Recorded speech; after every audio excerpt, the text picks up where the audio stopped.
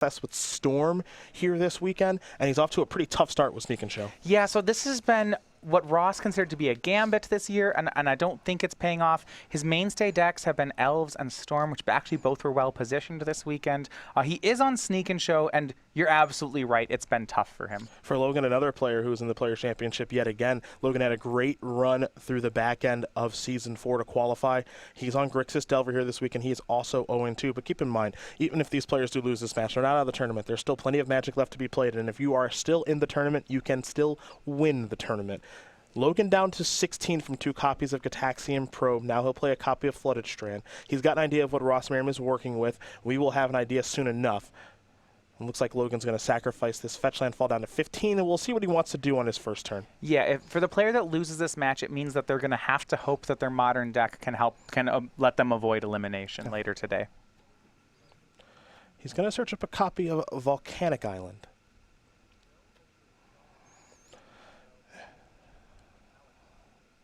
More updates here for you guys. Jim Davis does win his match over Alex Pistecki 2-0. So for Jim, he picks up his first win on the weekend with Sultai Delver. And then for Joe Lissette coming into this weekend, he wanted to get back to the Players' Championship so bad. Prove once again that a player from California can certainly get back.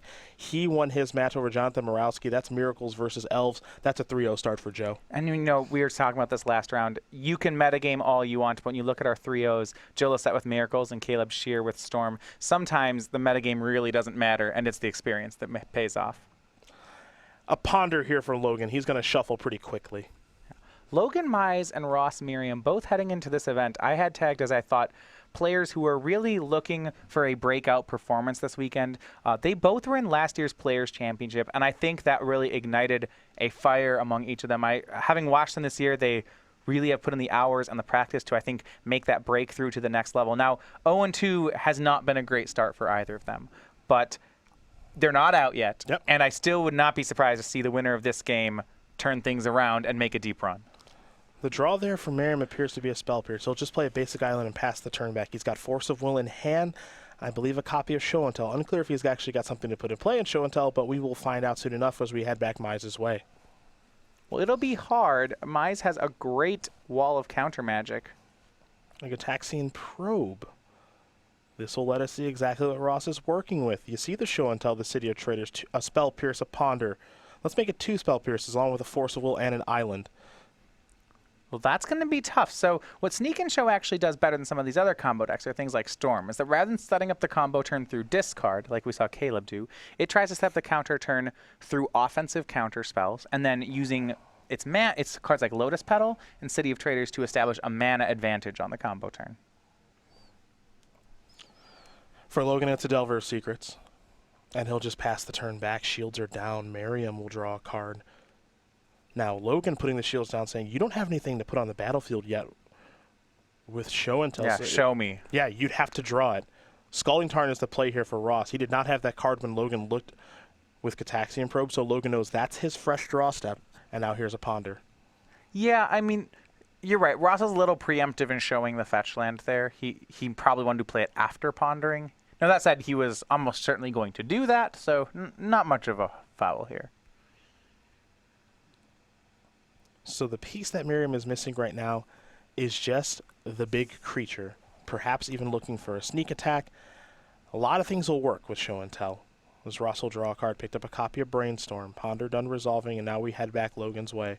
Logan going to reveal Gataxian Probe with Delver's Secrets, so it will transform into Insectile Aberration. Yeah, Logan, like I said before, has a great hand. Now he has the clock that he wants. There is still the weakness that he is going to get bullied on mana rather hard. So he has all these spells that look good here. But he's going to be bottlenecked on how many of them he can play. And Ross will make him pay for that. Will this probe resolve? Probably, yeah. There's no reason for not to. Ross doesn't want to crack that fetch land. It's too valuable with the Brainstorm in hand. See 2 copies of Spell Pierce, City of Traders, Force of Will, Island, Show and Tell, and now a Brainstorm. Probe is going to resolve. Logan will draw. Logan's hand is relatively interactive right now. He did find a land here in Polluted Delta. He has a copy of Surgical Extraction in hand, 2 copies of Pyroblast. There's also a Daze hanging out over there, and he's got the necessary pressure to get going. Yeah, a second land was really all that Logan needed here. Now we're on 2 or 3 counter spell territory. Merriam's going to sacrifice the Scalding Tarn, fall down to 16. Ross still has plenty of life to work with, I would say. Has some time to try to sculpt a pretty solid hand. Yeah, 2 Red Blasts and Days at the ready for Logan. It's going to be tough for Ross. You look like he's safe. He's at 16. There's just a flipped Delver. But this game plan of Delver, of a 3-2 or an early clock plus a bunch of open mana from Delver, this is the spot that Logan wants to be in. And this is kind of unique to me here, where we saw in just the last match with Caleb, oh, you've got a handful of permission? I'll work my way through that. And Ross has experience doing that because Ross used to play Storm. But he made the switch this weekend to Sneak and Show. Well, I'll tell you, the decks that protect themselves with blue cards and the decks that protect themselves with black cards are quite different. I mean, take like even old Legacy decks, and we said like Storm versus High Tide, which are actually very similar combo decks, except that Storm is using Duresses and High Tide is using Flusterstorms. They play very different. And Sneak and Show is more in that High Tide category where, yeah, you're trying to counter the opponent's counters. Another update here for you guys. Hunter Nance is going to win his match over Ali Antrazi 2-1. So Antrazi, our Season 2 Invitational champion, falls down to 0-3. The Legacy deck of choice there, Imperial Painter. It was a risky one, to be sure. It was certainly the wild card. Ali has a lot of wild cards going into this weekend. I think when you looked at his deck lists, and we'll hopefully get to see more of them, he was going to win the tournament or flame out early. Yeah. Another copy of Surgical Extraction to draw here for Mize. He'll come across here with the Insectile Aberration. Merriam going to fall down to 13. A second Surgical is a little more than Logan would like here. The one thing I kind of like about Surgical, because I don't think the second one's all that great, but the one thing that I kind of like about Surgical Extraction is like you get to see their hand. So yes, that's good. I think right now that's all Logan ever wants is to say, what the heck are you working with? Brainstorm's going to resolve pretty quickly. A Brainstorm, a Ponder, and I believe a Force of Will to draw. So Ross is really well set up for the counter war, and he actually, I believe, has Gristlebrand in play. So we are almost at the point, and I think this is go. It's close, and it might not work. But from Ross's seat, things are not going to get much better. Brainstorm done resolving. Merriam would like to untap and draw. And now here's a Surgical Extraction, I believe, on the upkeep. Yeah, doesn't want to give Ross any of those cards back. Now, there's a risk here that you are shuffling Ross's deck for him. Yeah, so I think that's kind of funny, right? Because there's an argument to say that Ross actually wants to draw one of these cards.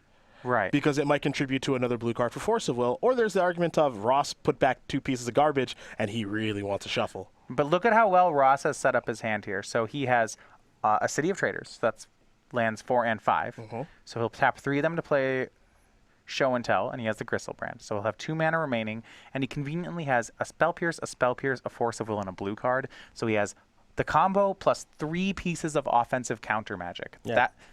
That's a ton. 2 Forces, 2 Spell Pierces, mana to pay for Soft Permission, like a Daze, like a Spell Pierce, and we don't even know what his draw step's going to be. So that could be another blue card. Well, Logan has 3 counter spells. He had a Daze and 2 Red Blasts. But if Ross has 3 counter spells as well, Ross will actually win the counter war.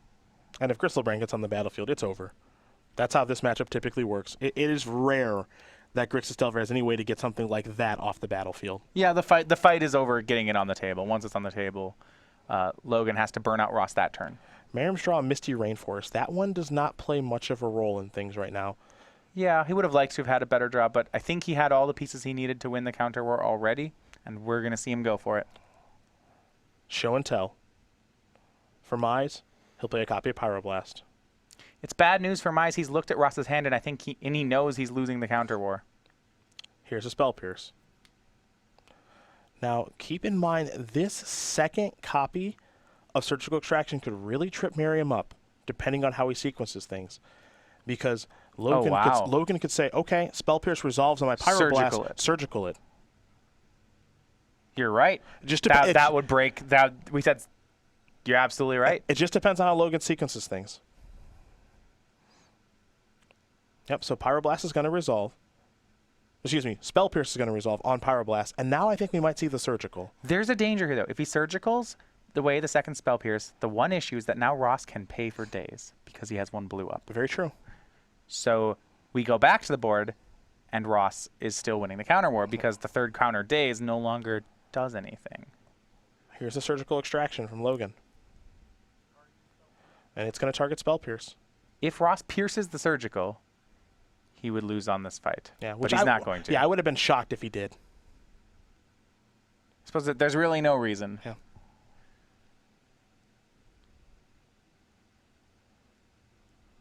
I think both players, I mean, Ross's hand face up. Both players know the steps to this dance, but I think they're locked into doing it. Ross says, "I'll shuffle the deck. You worry about the show and tell." Yeah, you show me that I haven't just won the game. It's a Pyroblast. Well, I mean, this is Ross's whole plan. He's going to force. Yeah, there's no stopping now. That's for sure. And Ross should have it covered, but we'll just make sure it plays out that game.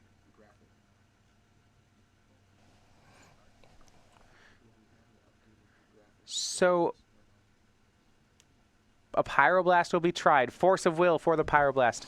Logan dazes the Force of Will, and as predicted, Ross pays. Everything said and done, show and tell now resolves. What do you think Ross is going to bring? Oh, he's going to bring a Gristlebrand. Good choice. He's going to bring Gristlehorn to show and tell. That's a good one. Yep. Logan brings a Vendilion Click. He can target himself if he'd like to. Maybe try to get a little deeper in his deck. The Delver of Secrets in his hand isn't doing anything. Ross's hand is just a Misty Rainforest. Mm-hmm. Logan knows that, so might as well target himself. Yep, Delver to the bottom. Gristlebrand on the battlefield. But no bounce, and Logan's draw a bit off that V-Click is just a little late. He hits Cabal Therapy. Yeah, a little late to the party there for Mize. It would have been great the last turn.